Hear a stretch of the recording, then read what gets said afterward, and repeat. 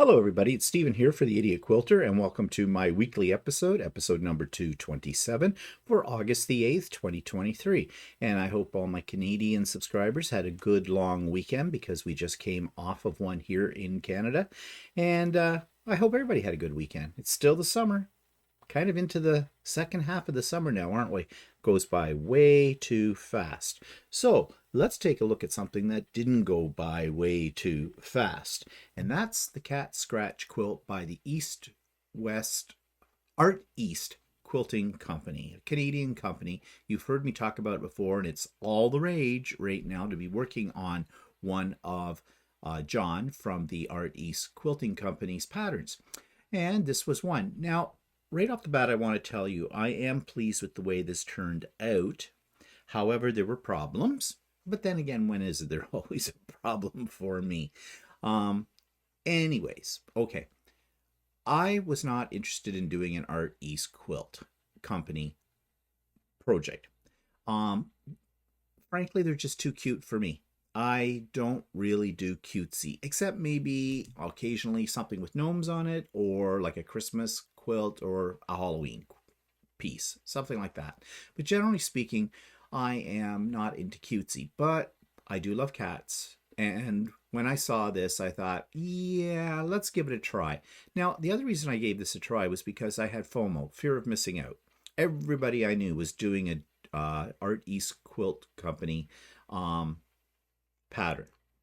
So I thought, what the heck? Let's jump on the bandwagon. Let's drink the Kool-Aid and let's give it a shot. So I did. Now, I'll have to say this. On the positive side, the instructions are very, very detailed. Okay? It's a booklet when you go through it. And yes, read carefully. Take your time. And you will achieve the final product. I bought this as a kit, however, and the kit shortchanged me on the backing fabric, the tealy green that's there. I didn't have enough to do the border. Yeah. Now, you're going to say, well, you probably cut the fabric wrong. It may be a possibility that I did, although I was very, very conservative. I was very chintzy with the way I cut the fabric to make sure I had enough for the whole thing. One of the mistakes I made was I didn't take the fabric all out of the package, lay it out and measure it and see if it matched up to what it said the requirements were. If I had done that, I think I might have avoided the problem that I had. Second thing that I did not do is I did not see the cutting charts at the last few pages of the booklet. Should have looked at those. Although I will admit I've seen those in other projects before and other patterns, and they confuse me because I am geometrically challenged. All right. I don't know what it is. Never thought I had this problem in my life before, but I think I'm possibly a little dyslexic. Yeah. Took me 66 years to figure that one out. Well, that's my story and I'm sticking to it.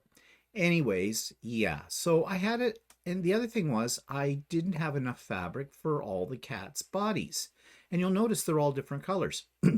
Now, again, I should have read the instructions because, like from cover to cover, and thought about them and analyzed them. That was my bad.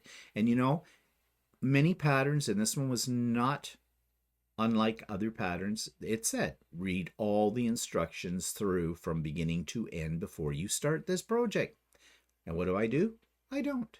I glance through them, but I don't read them, and I should have read them. It would have avoided some of my frustration in certain parts of this pattern. So yeah, there's a lot of my bad in doing this. But I did make it work. And I had fabric in my stash, and with the help of my friends on Pop-Up Sew Day last week, it was Pop-Up Sew Day, they made some suggestions for the borders, and quite frankly, I like the borders that they suggested and what I had in my stash better than the border that the original pattern called for. The original border was just one border. It's in that backing fabric. Now, yeah, one thing I didn't notice, but then again, I had a bit of a problem because I didn't have enough fabric for that, is if you notice the scratches, the cats are making, one side of those scratches are very close, well, right up against the inner black border. That doesn't really bother me, but if I'd had enough of that teal fabric, well, there would have been a bit of a space there, right? And you wouldn't have seen that problem. But anyways, I like the way it turned out. Now, I was saying what I like about the pattern. It's very detailed. However, it is too detailed. It's very, very overwhelming when you first look at the booklet for this. There are a lot of instructions, a lot. In fact, I would say, and I've never said this about a pattern before, I think it's overwritten. There are asterisks here and there. There's little footnotes and tips and things like that. And all of that put together becomes very, very overwhelming and somewhat confusing. I appreciate that the instructions were very detailed. And it does have diagrams, which were very helpful. And as a visual learner, yes, definitely those were a godsend. But it just the physical reading of the pattern was overwhelming. And this is what I said. If I had been smart, and I'm not because I'm an idiot, I should have gone through the pattern with a fine-tooth comb and actually made notes to myself about things I want to remember to do. The other thing about this pattern that I didn't like is there are a lot of little pieces to cut. Now, when it's all together, it doesn't look like there is that many, but there are a ton of little pieces. And the problem is things are cut in strips for the most part in this, but you have strips that range in size from 1 inch, 1 1/4, 1 1/2, 1 3/4, 2, and it goes up. Seems like in 1/4 inch increments. When you get the pieces all cut out, it is very, very easy as you're working on this to mix up like a 1 1/4 strip with a 1 1/2 strip. So you need to label all the pieces very carefully. In fact, what I was doing at one point was I was taking all the pieces when I had them cut, and I was pinning them to design boards with the letter of the piece, the size of the piece, and by the time I was done with all of that, my little design boards look like those butterfly specimen boards, you see in museums and that, where they got a pin through a insect or through a butterfly or something on display. That's what these look like. Now, my recommendations, if you're going to do one of these types of patterns, is first of all, don't rush it. Don't think you can do one of these, you're going to a baby shower or something on the weekend. It's now Wednesday. You can just rattle this off in a couple of days. No, you can't. Okay? Because you will make mistakes, lots of mistakes.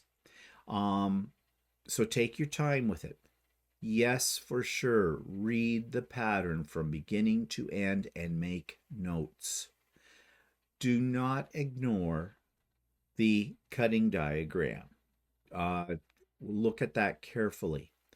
Organize your pieces. I suggest that you do this quilt from the point of view of a block by block kind of approach.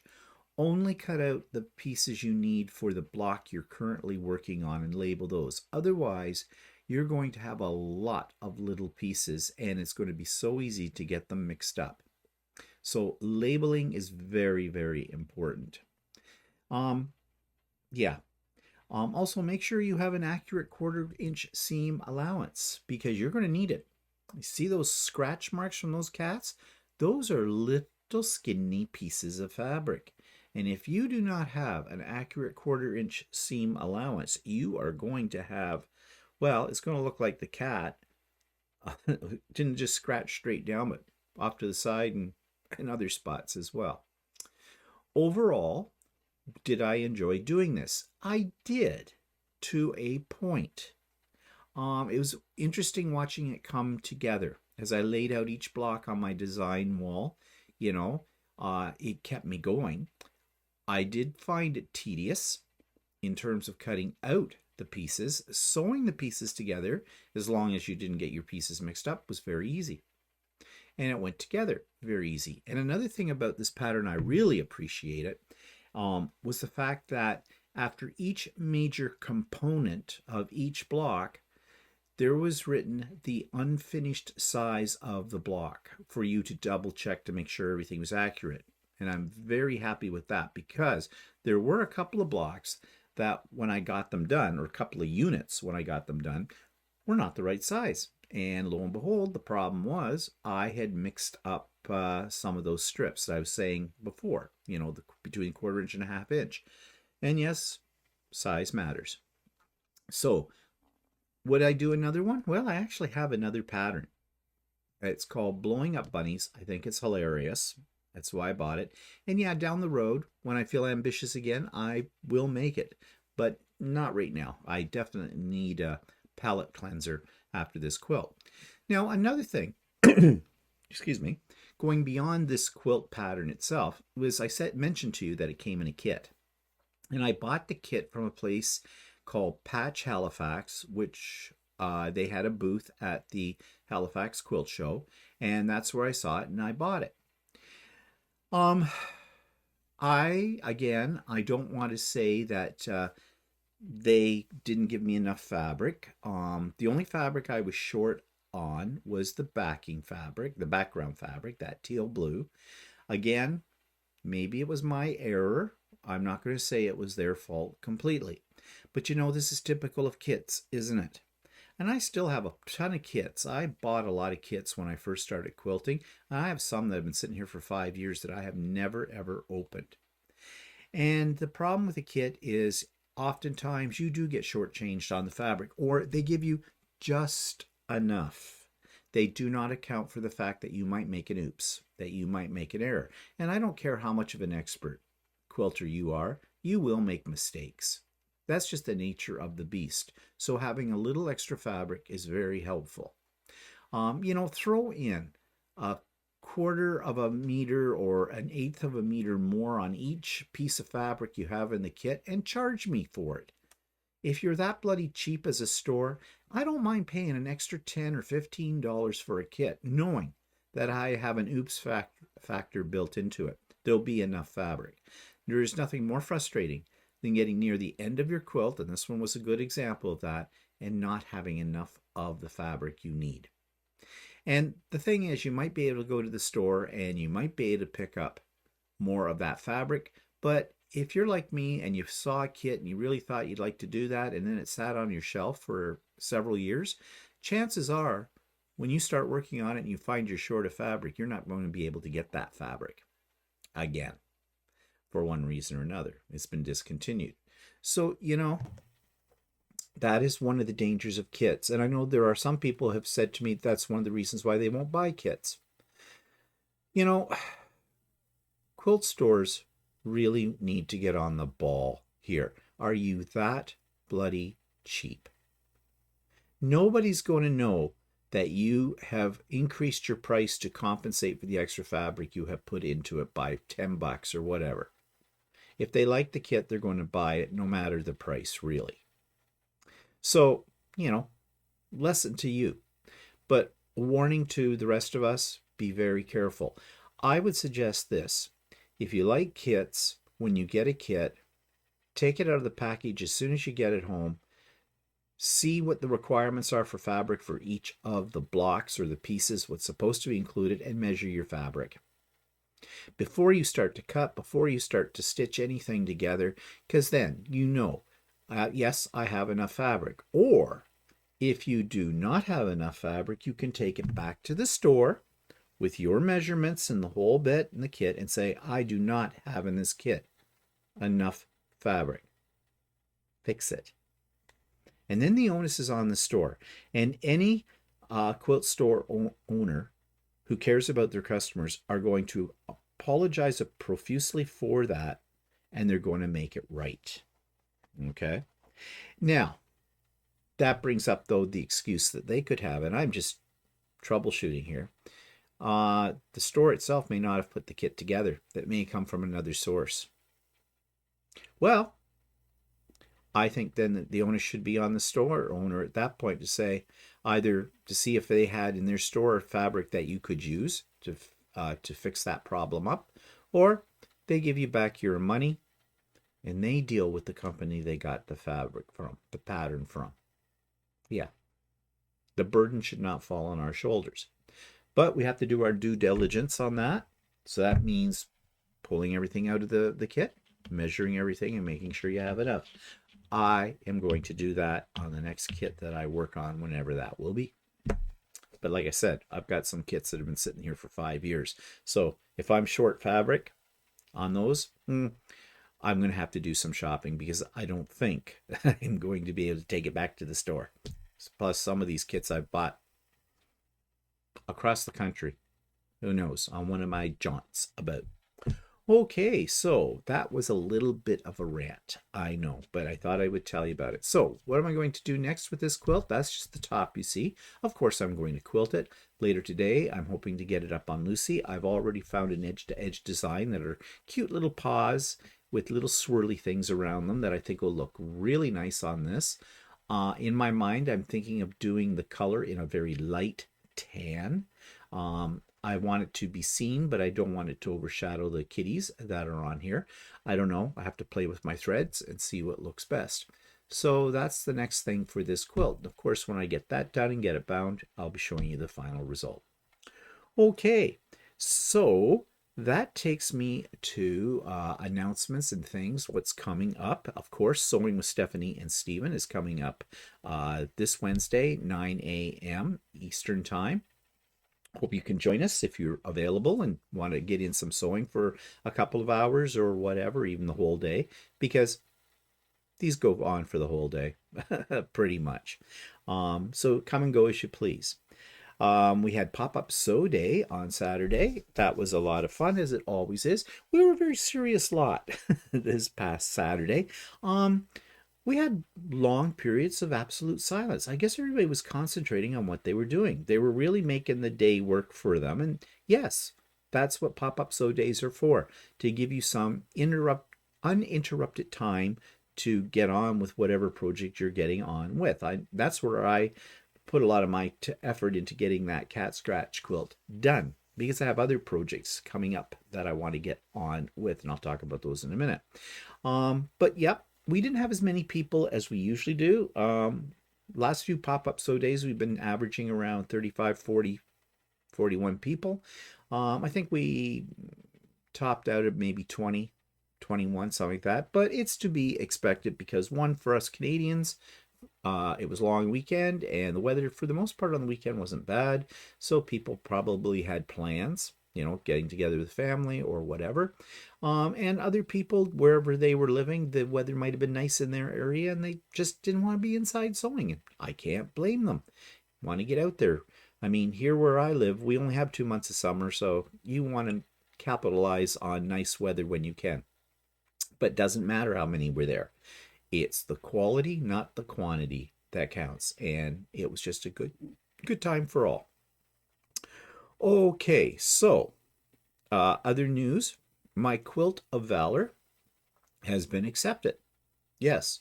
Now, you might think, and maybe you haven't heard the discussion, and how you couldn't, I don't know, if you're a regular here. But basically, the Quilt of Valor quilt that I did, I washed. Because I wash all my quilts after I quilt them. Lots of people do that. It gets rid of the dust. If you have a pet hair, any kind of odor, that kind of stuff. It just, especially if you're going to gift it, you want a nice, clean quilt. And it also fluffs it up a little bit, I find, with the quilting. And I like a fluffy quilt. So, yeah, so I just naturally threw it in the wash. Then I found out, under the requirements, which again, I have a tendency to read things after the fact. It's kind of like shoot and ask questions later. Idea said, yeah, do not wash. Well, I was a little perturbed with that, and I'm not going to get into the whole controversy and what I did. But anyways, I did finally get contacted by the representative for Quilts of Valor out in east of me. It's the closest place, about an hour and 15 minutes to the east of me. And she said, as far as she was concerned, she was taking that quilt. That was fine that it had been washed. So I said, great. So we've made arrangements. So this coming Friday, Walter and I will be driving to a place called Campbellford. It's east of us by about an hour and 15 minutes, and dropping off the quilt. And the lady sounds really, really nice. And she has invited us to, sit down, have a drink, and have a little chat with her and her husband. Her husband happens to be a vet as well. And I mean veteran. I don't know about you, but anytime someone says somebody's a vet, I think of animal doctor. Yeah, but no, veteran. So that'll be nice. And it's ironic, though. I don't know if ironic's the word for it. It's a coincidence, I guess. The place where this lady lives is Campbellford, and Campbellford is where I was born, and where everybody in my family was pretty much born, and where they're all buried too. So my grandparents lived there, the whole bit. I know Campbellford very well. So I thought, well, that's weird or coincidence. But then there's another coincidence. Her husband, the vet, comes from Oshawa, where we live.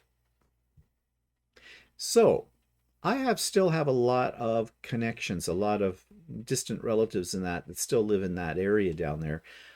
I wouldn't doubt that I am related to this lady somehow, somewhere, because it's a small community area. It's basically where sisters marry brothers. Yeah, that kind of place, right? So that should be very, very interesting.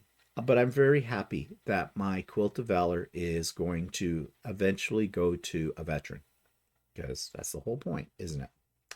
Okay, so enough about updates. Let's look at some purchases. Okay, so yeah, I have got a video for this. I went to Quilter Quilting when did we go? Did we go last Saturday? No, last Friday. I think we went last Friday. Yeah. And they were having a big sale. It's their birthday sale.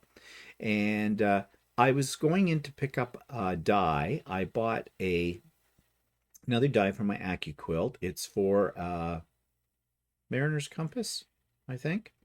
Haven't tried it out yet. I have several dies like that I haven't taken the wrappers off that I've had for a while. I collect things. So I picked that up. I said to myself, I am not buying any fabric. Yes, I know it's on sale. I am not buying any fabric. Oh, I bought fabric.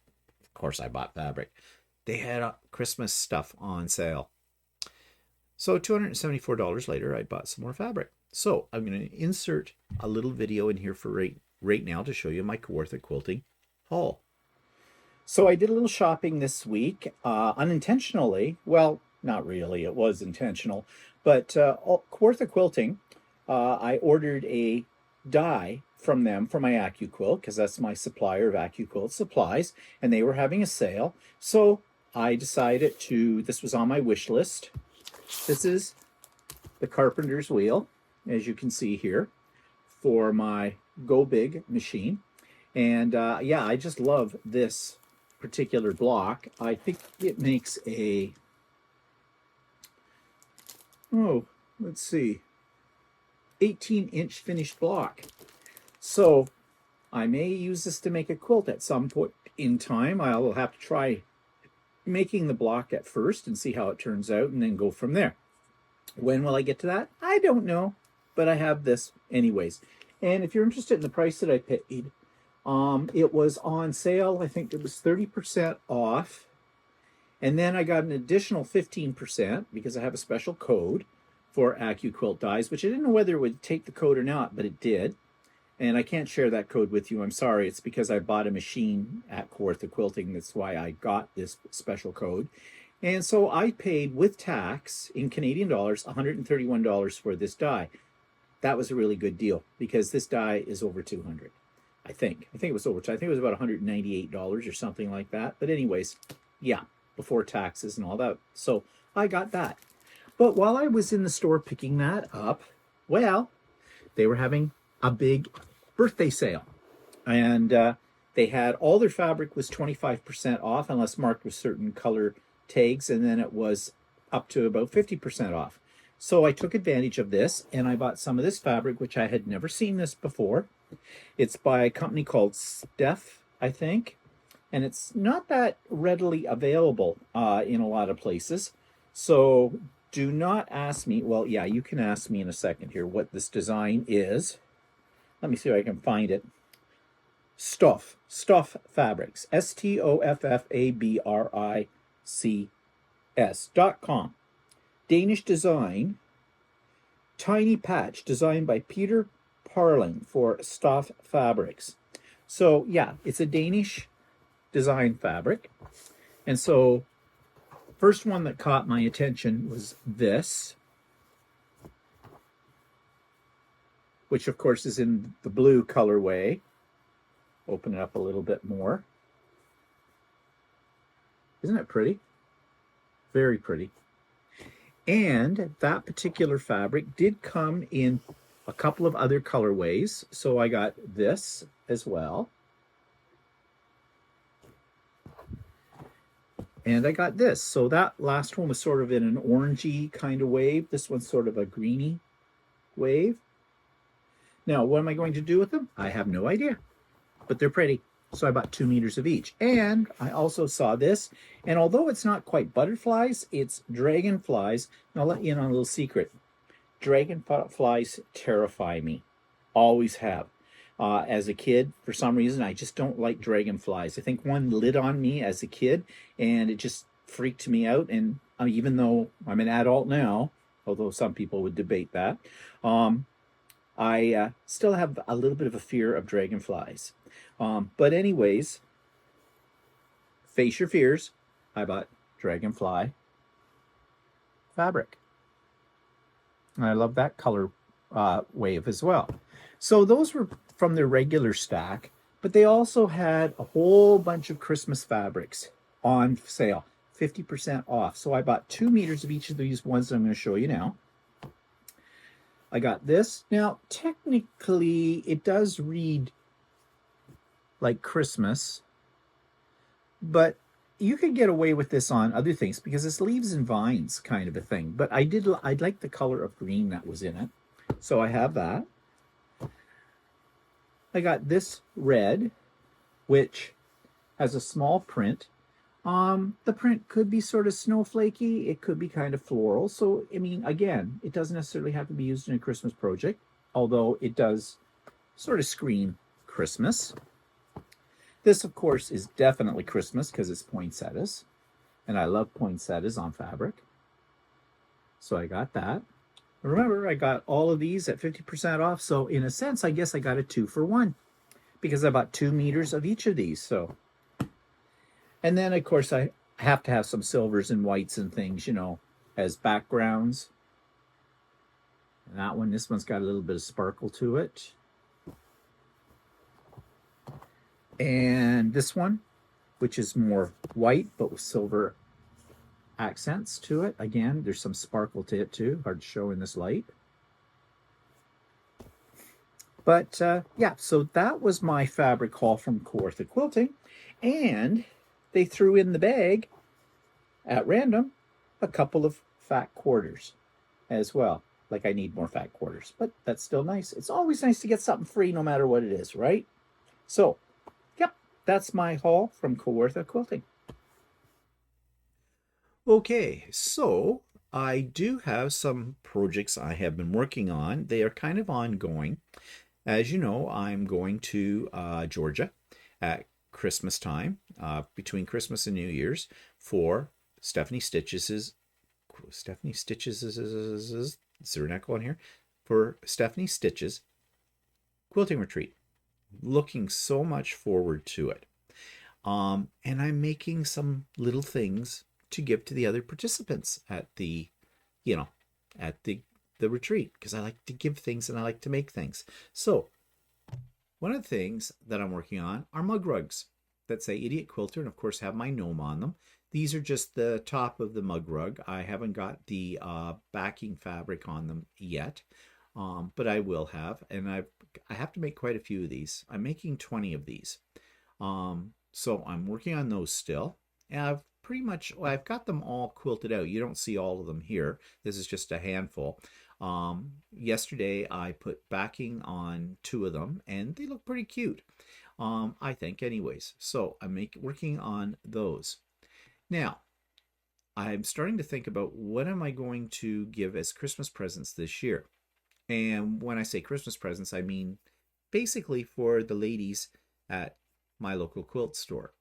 I kind of overdid it last year.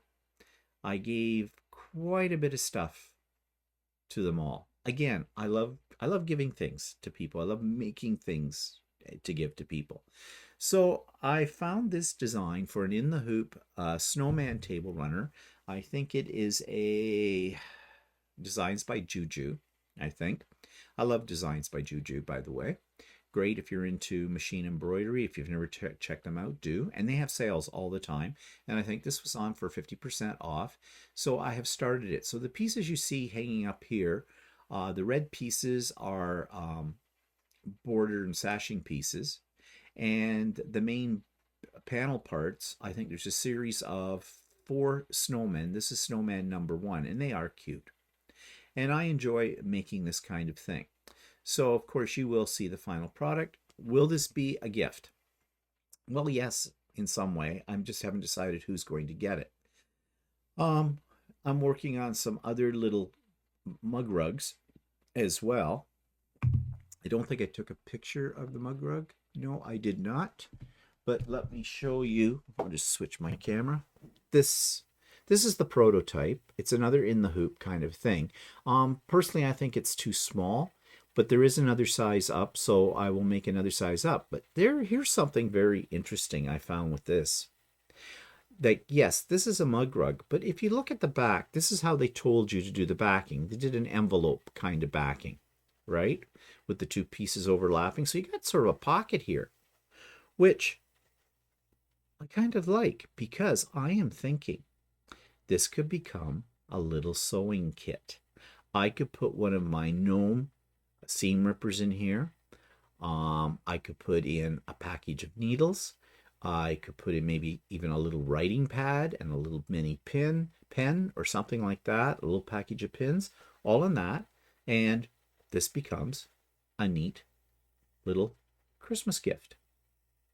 And when the person is using all the things that are in here, pulls them out, it becomes the mug rug. I'm just thinking that might be what I will do. So we will see about that. So that's another project on the go. Now I have another project on the go, and this is carrying on with, let me switch my camera here. This is a work in progress right now. This is going to become a tote bag, but I have a embroidered design. It will be a gnome that right now, when I took this picture, the machine was working on that. I'm not going to show you the final project yet. I have a lot of these to make because all the little goodies I'm taking down to the retreat are going to go into this bag. And yeah, so what I've done though for these bags is I've taken a large piece of fabric. I sandwiched it on my Lucy, on my long arm, and I quilted it edge to edge. And then I've cut that big piece of fabric up into the size that I need to make the tote bags. Now, I'm going to have to do some more some more quilting on a blank sandwich, basically, on Lucy, because I don't have enough of this fabric. And that's okay. The bags can all be different with it. That's how I go about doing that. And the bags go together fairly quickly, and they are lined bags. I make a lining for them because nobody wants to see the seams, and nobody wants to see the embroidery on the backside of this either. So that covers it all up. So yeah, so that's what I'm also working on right now. Yeah, I think that's all I've got to show you there.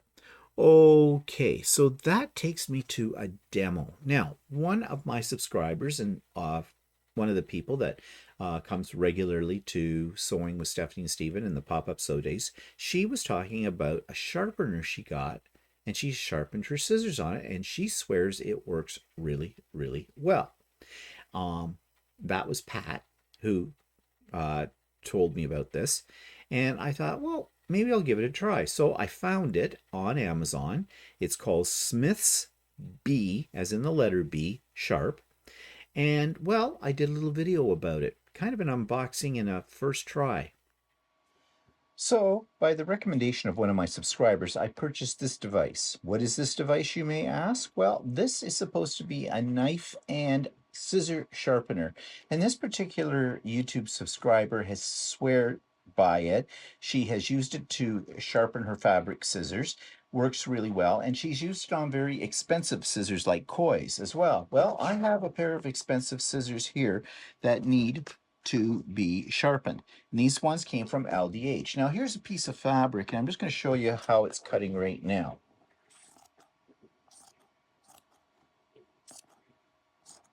Well, actually, it's not cutting too badly. I had these professionally sharpened back about a year ago, and I wasn't that happy with the way the guy had sharpened them. But anyways, I'm going to give it a try with this. So we're going to need to open this. Oh, well, let's look at the instructions. Knife sharpening, knives with flat blades. Okay, scissor sharpening, common household scissors. For right-handed scissors, hold the head of the sharpener in your left hand. The words right-handed scissors should be facing you.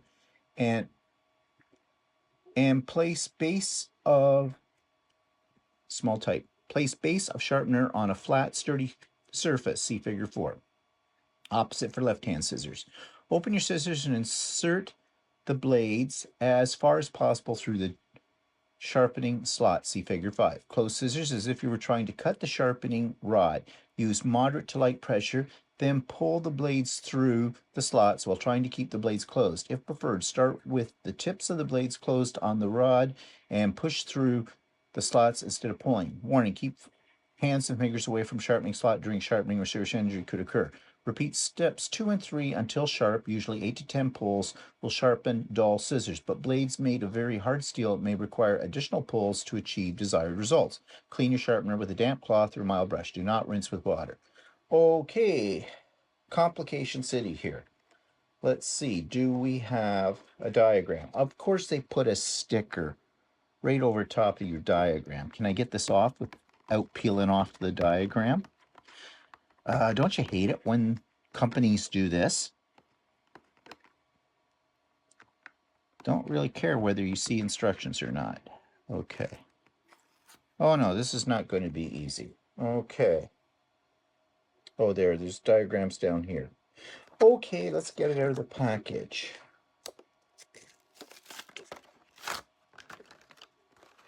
And let's just flip this thing over for easy reference.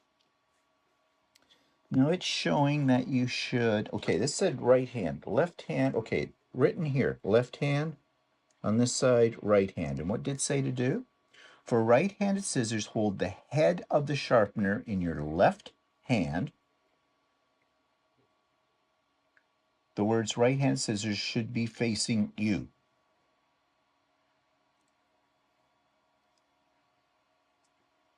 Huh? Okay, they've got a diagram showing you the head. Okay, this is the head. All right. Right hand, it's on this side. Okay. This is confusing. Should be facing you. All right. And place the base of the sharpener on a flat, sturdy surface. Okay, you're supposed to hold it up like this. Figure 5. Open your scissors and insert the blades as far as possible through the sharpening slot.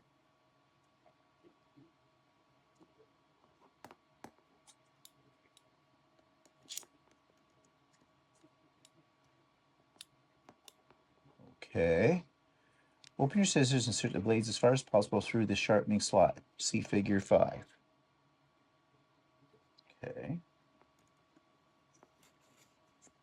As far as possible. Okay, like that, I guess. Okay. Close scissors as if you were trying to cut the sharpening rod. There's a rod in there. and use moderate, can you see this? And use moderate pressure. Use moderate to light pressure, then pull the blade through the slots while trying to keep the blades closed. I prefer to start with the tips of the blades closed on the rod and push through instead of pulling. Okay.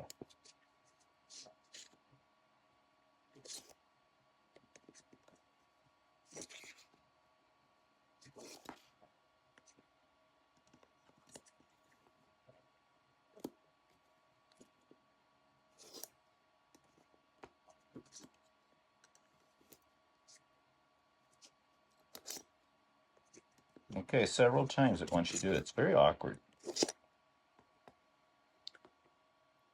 almost makes sense if you were to hold it like that. Best for left-handed. Okay, give it another shot here.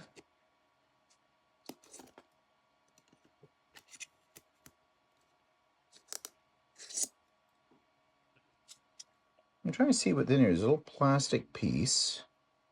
Looks like plastic, but I don't think it is plastic. Am I in the shot? Light to moderate pressure.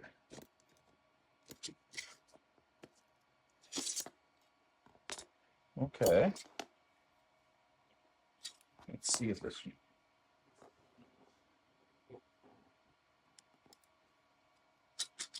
Oh, well, that's not good. I can't close my... Okay. I can't close my scissors. Well, I think this totally screwed up my scissors.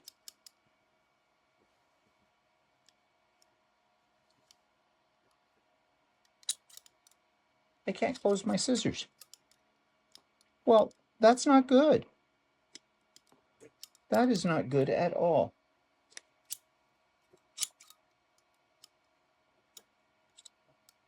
What has happened here? Well, I'll tell you what's happened here. It has marked up my scissors. It's put a great big mark right here.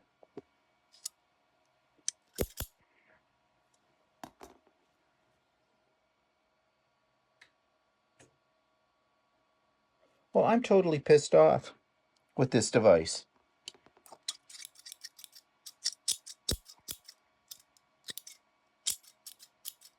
Now wait. Well, I seem to be able to close them now. No.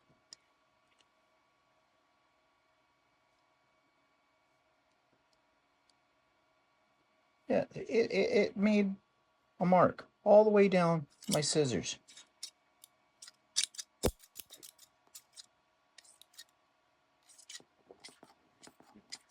Well, maybe it's okay. But it has made a mark, and I don't know if you can see that. You're closing now. Let's just put them through this thing again.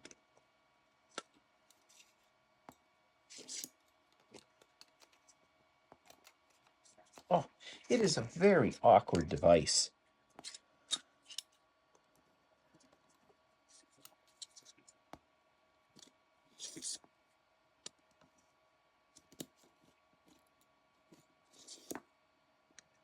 Suppose you could go the other way too if that was easier.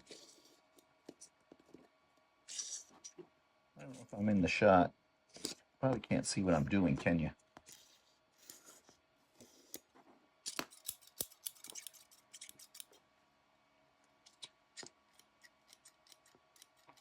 Okay, not impressed. Not impressed at all. Because they have marked my scissors down the edge.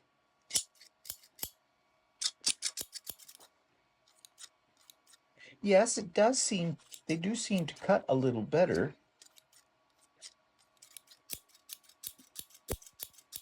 Maybe with use that comes off, that little mark. But there's definitely a mark on here.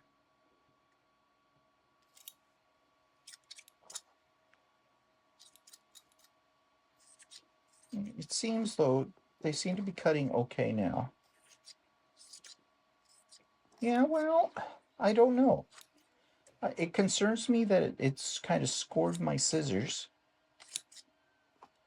but they do seem to be cutting a little better than they were before. Okay, so what's my final conclusion about these? I don't think I recommend them.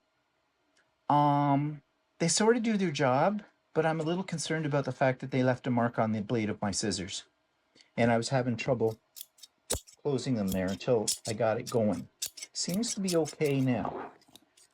And yes, it does seem to have sharpened them a little bit. Yeah, I can't endorse it. Unless I'm using it wrong. I wonder if they have a video. Maybe I'll take a look and see if they have a video. They do have a website, so maybe I'll check that out as well.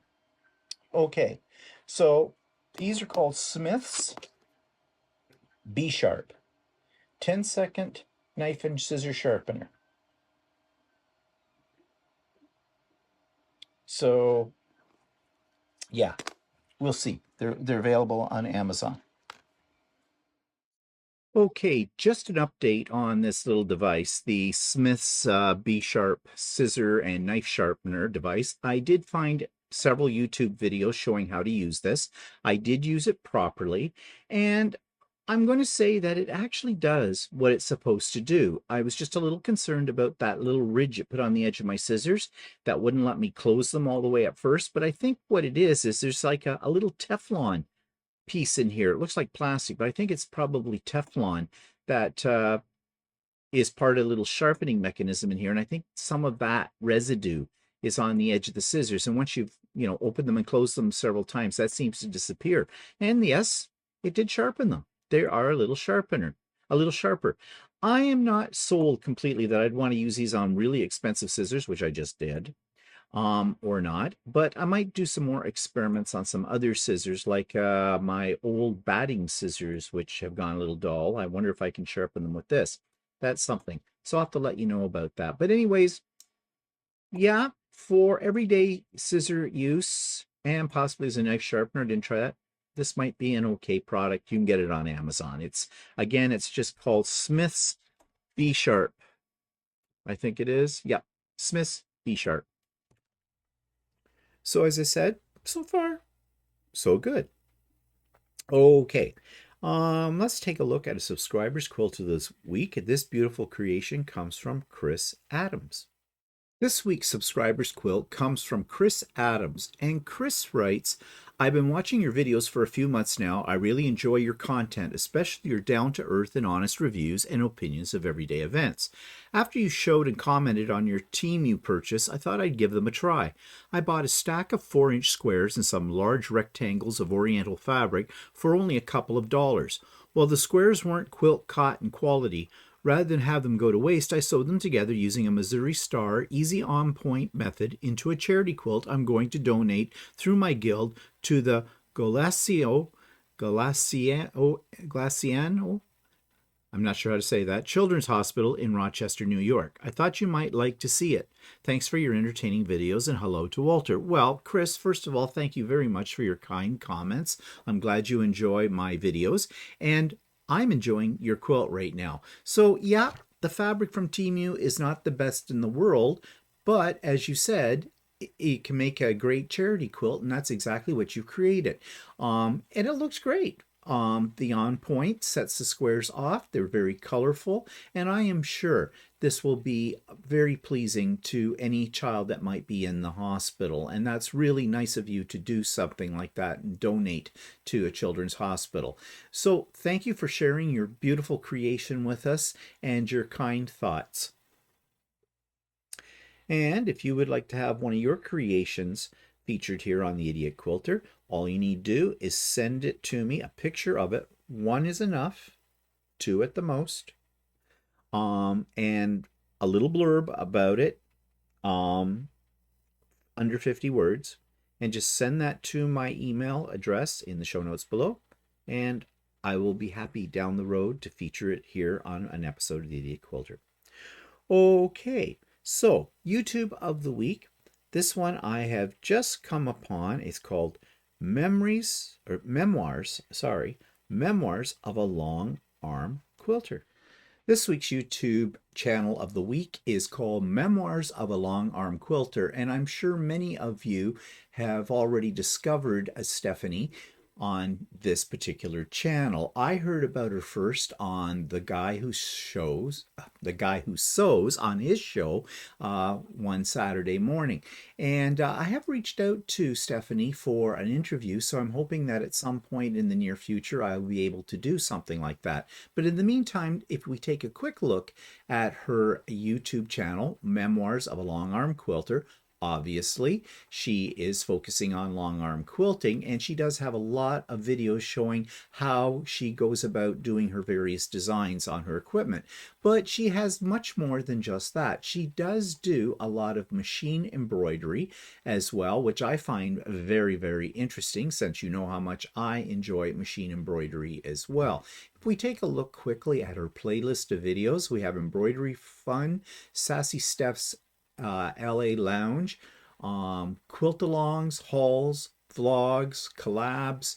She has quite a bit of content on her channel, and I think it's all very interesting. She's seems like a very nice and warm personality as well, and her tutorials and her videos are very easy to follow. So if you haven't checked her out already, do check out Memoirs of a Long Arm Quilter.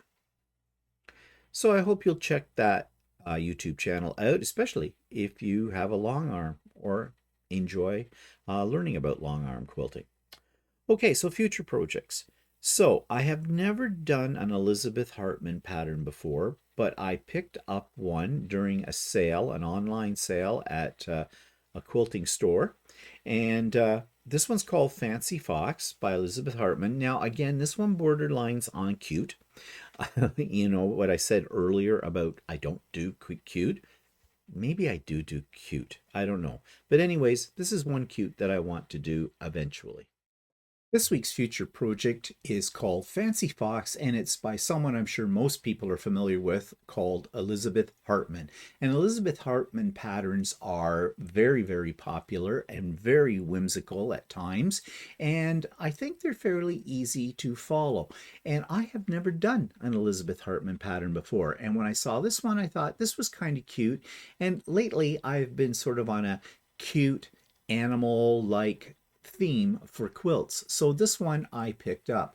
Now it comes in several different sizes: baby quilt, lap quilt, and a bed quilt, and it's fat quarter and fat eighth friendly as well, and that's what also appealed to me, because I have a ton of fat quarters that I want to use up, and I think this one will lend itself to using a variety of different fat quarters in my collection.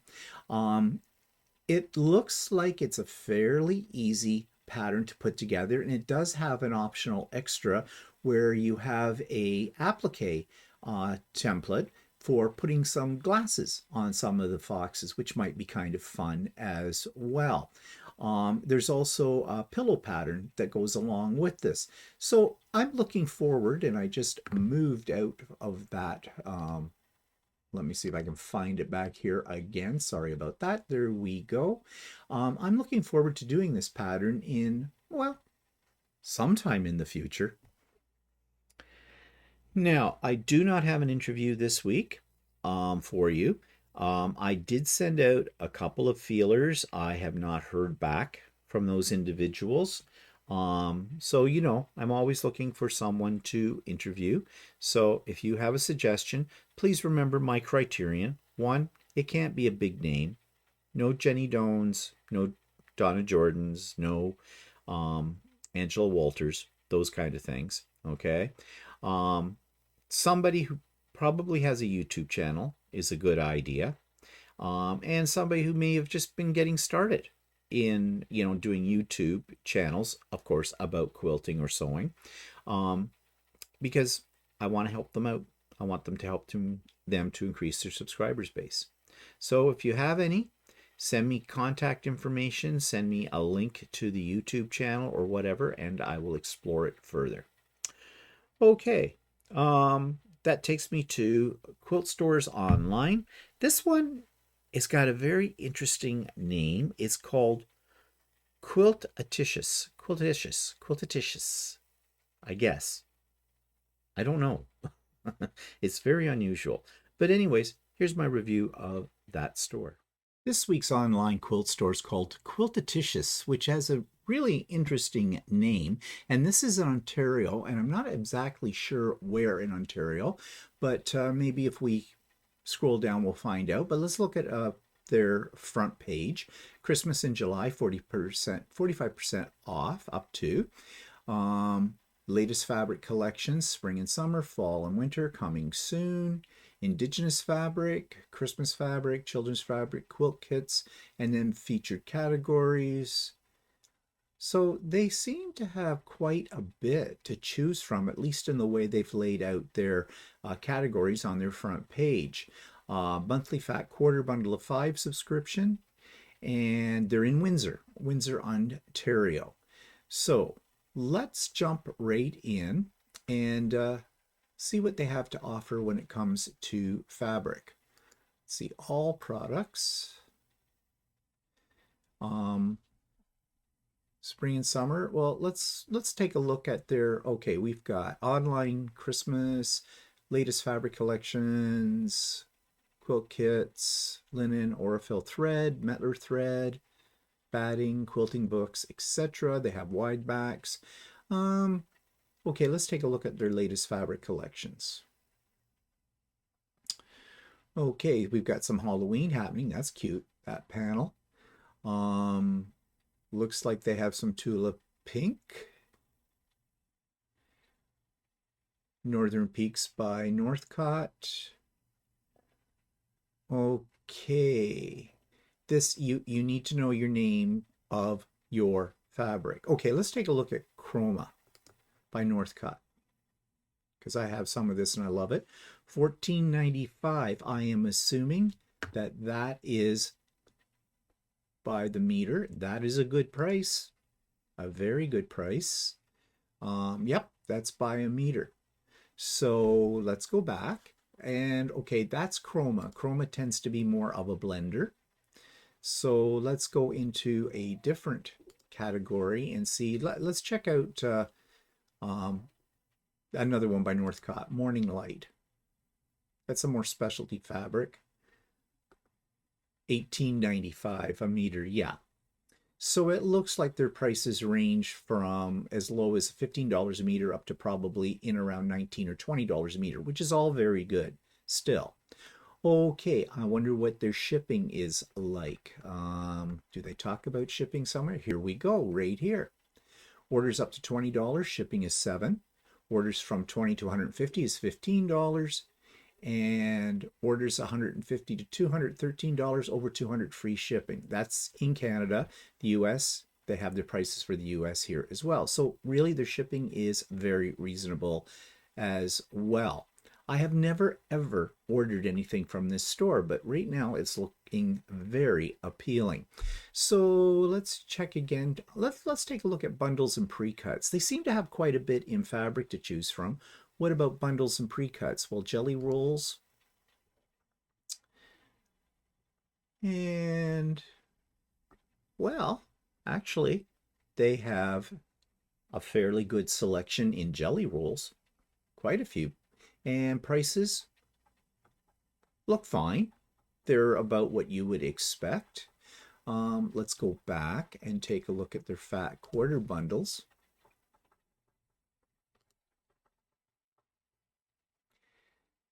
And again, a fairly nice collection. Something here for everybody and very reasonable prices. Okay, so far I'm fairly impressed by what they have to offer and what their prices are and their shipping. Their bundle subscription, $24.95 a month. 6 months is the length, so I guess you can't cancel until you finish the 6 months.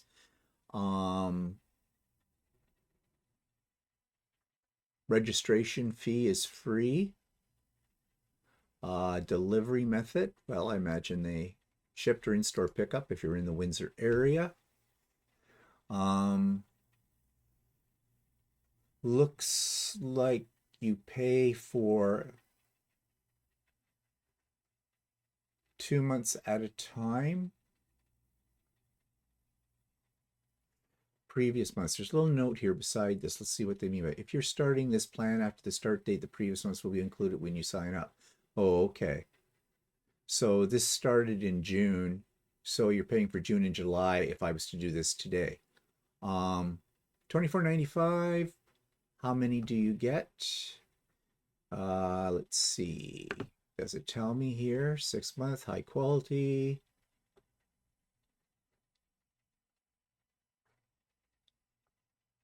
You can cancel at any time. No questions asked. That's good to know.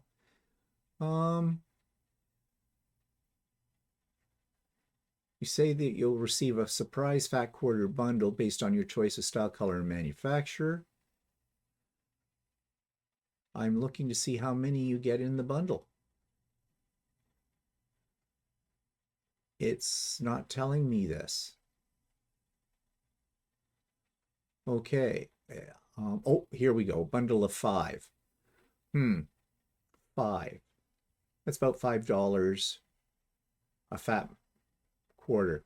That's not really, you can go to your quilt store and in Canada anyways and pick up a fat quarter bundle for about $4.50 to $5.25. So you're not saving any money right here, but you are getting a curated collection, and so that might be of an appeal to some people. Let's take a look at kits and patterns. They have free patterns, kits, quilt kits.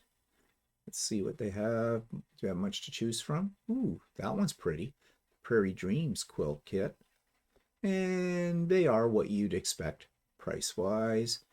They have a few. They have some bags as well. Actually, pretty good selection of quilt kits as well. A lot of pages of them. So yeah, I'm impressed by that as well. Let's take a look at coming soon. And these are the brands of fabric that are coming up very soon with that too. They have something called $11 deals. Let's just check that out and see what's going on. They have a scrap bag, bundle deals, end of the bolt. Well, they got a lot of different things to choose from too. So good variety. So overall, as I look at this, one thing I should take a look at is I want to look at their thread prices. So let's go back here to all products. And where did I see the thread? Right here, Aurifil, which is the one that's very popular, and I use it. $17.95 for 50 weight. Yep, that's about the going price right now. And they also had Metler though. And Metler is one that is not that easy to get in my area.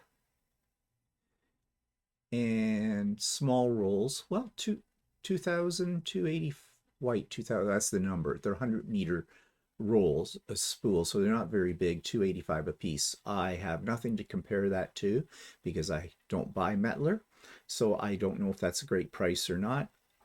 Based on what I've already seen about other prices on here, I would say it probably is a good price. And $11 deals. What do we got here?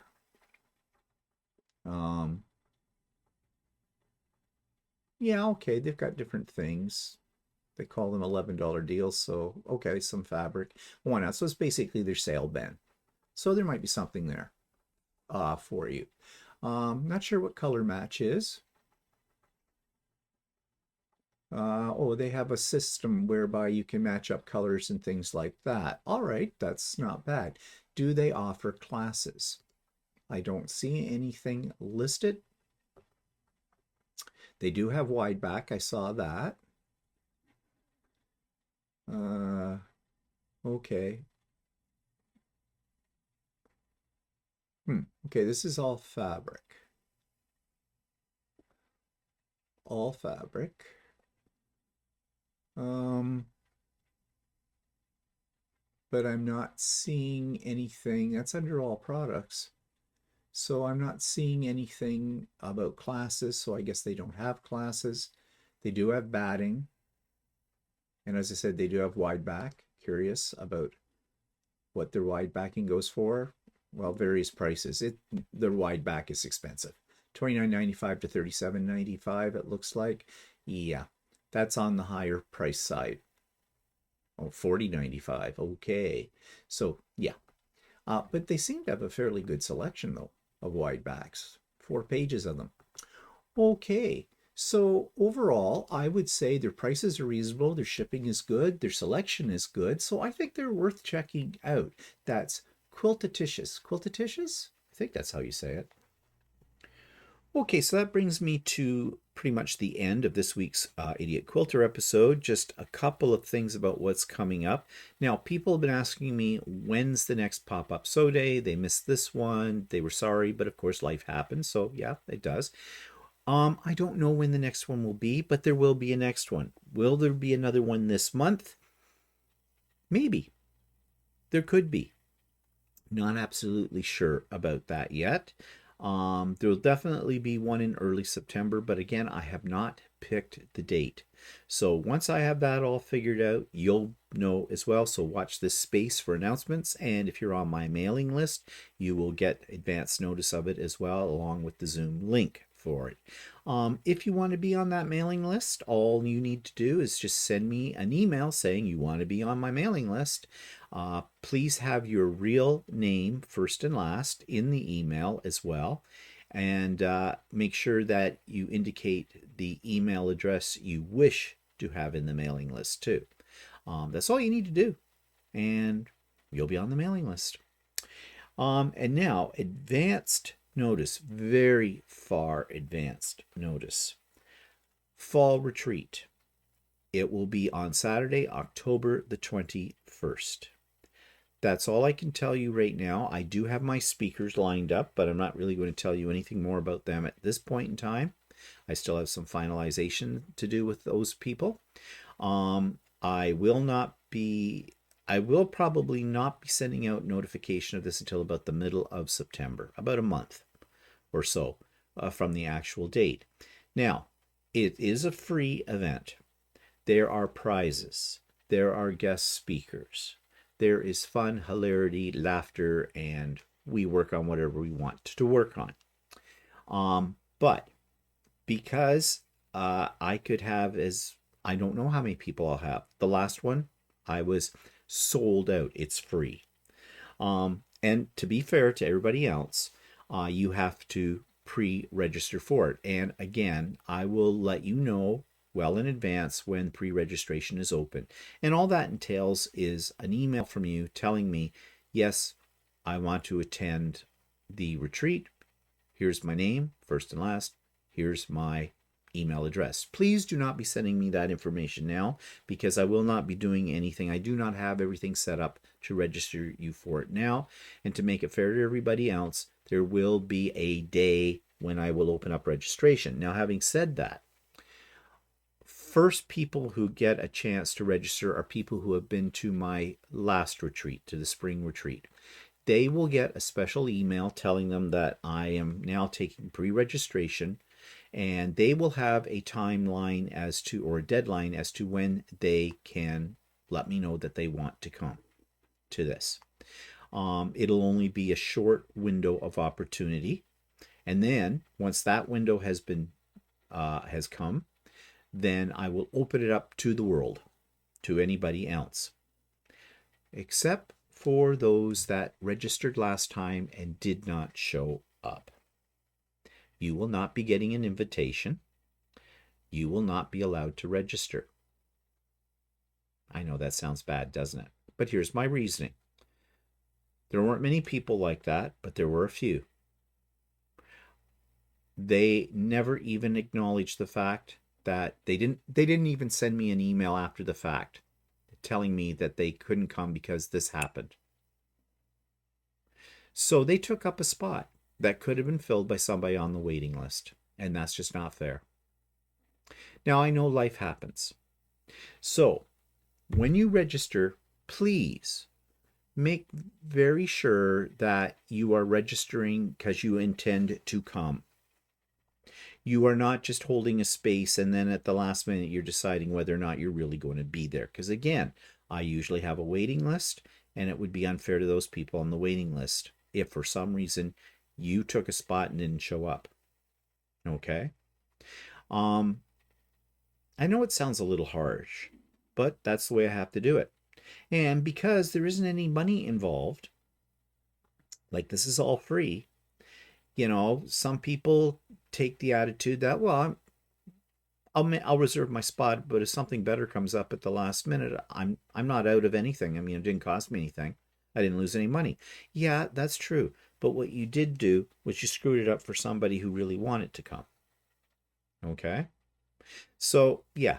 Now, all of the details of this and how this works will all be explained very clearly to you. And again, it'll come out as an email attachment, and there'll be a special video as well for all of that. But that's not going to happen until sometime mid-September. Okay? So I'm just letting you know now that October the 21st, Saturday, October 21st, is the date of the retreat. And we'll go from there. Okay. So I think that's about it. Oh, yes, one more thing. Okay, I don't know yet whether this is going to work or not. I told you that I'm taking the Quilt of Valor. I'm delivering my Quilt of Valor on Friday, which means Fridays are usually when Walter and I record So Chatty. And given our schedule this week and other things we have coming up and doing, my first reaction was, well, we probably won't do an episode of So Chatty this week because we just simply won't have the time. But then I'm thinking, why don't we take So Chatty on the road? We're going down to deliver that Quilt of Valor, so we can do So Chatty from the car as we're going down there, and with the permission of the lady that and her husband that I am delivering the quilt to, maybe I can do a little tiny mini interview with them as well on camera. And there is a quilt store down in that area that I'm going to that I like to go to when I'm there. And so we may go in there and maybe I can do a little impromptu interview with the owners or whoever's working there with that quilt store. This is what's going through my head right now. And also I can probably handle, as we're driving down in the car, taking a look at the comments you may have made from last week's So Chatty. And I did ask a couple of specific questions last week and asked you, to let me know what you do about these. And that was one, how do you organize your patterns? And the second question was, what was the second question? Oh, how do you conquer your feelings of being overwhelmed by all the projects you may have to do or want to do? So if you have not yet shared your ideas about that and you wish to, please put them in the comment section, either below this video or below last Friday's So Chatty. And I'll probably discuss those as we are driving down to deliver the Quilt of Valor. That's the idea. Whether this comes to fruition, only time will tell. Okay, so I hope you have a great week. I hope you're making things that make you happy, and I just hope you're happy. Happy, happy, happy, happy. We'll see you next time. Bye-bye.